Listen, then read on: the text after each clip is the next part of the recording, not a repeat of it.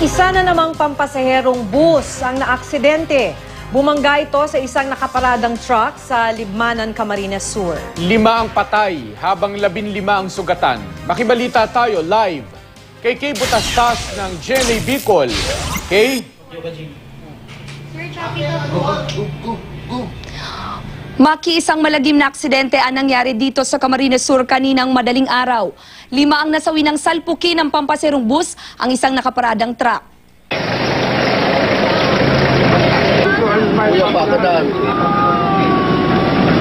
Nadatnan pa ng rescue team ang mga nakandusay na katawan ng mga pasero ng bus na ito sa Barangay Bica, Libmanan, Camarines Sur kaninang madaling araw. Bumangga ang pampaserong bus na ito sa nakaparadang truck sa kurbadang kalsada ng highway. Dead on the spot ang 5 pasero habang 15 naman ang sugatan.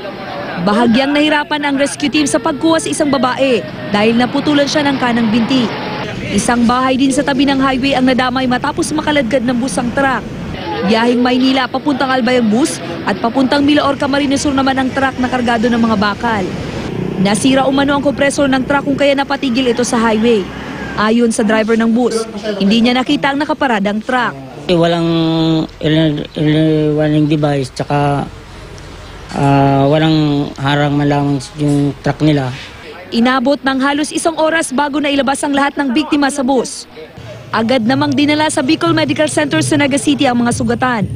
Kasalukuyang nasa punerarya ang 5 nasawi sa aksidente, kabilang ng isang batang lalaking 2 taong gulang at ang kanyang ina.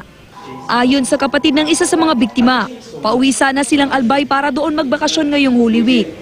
Ang driver naman ng truck, hindi pa makausap hanggang sa ngayon at nagpapagaling pa sa Libmanan District Hospital. Nagagawa po kami dito. Ako doon sa likod, nagtatraffic po ako. Tapos bigla yung palsis, matulin. Ayon sa pulisya, reckless driving umano ang ginawa ng driver ng bus. Dati na raw itong nasangkot sa aksidente sa Atimonan, Quezon, kung saan nahagip nito ang isang tricycle. Maki, pinapanawagan ng mga kaanak ng mga nasawi na sana'y bigyan sila ng tulong ng kumpanya ng bus. At ngayon nga, Maki, ay nakausap natin yung legal officer ng kumpanya ng bus at nangako na magbibigay nga ng tulong pinansyal sa mga biktima nitong aksidente. At sa ngayon, ligtas na rin yung 15 sugatan sa aksidente. Maki? Maraming salamat kay Butastas ng GMA Bicol.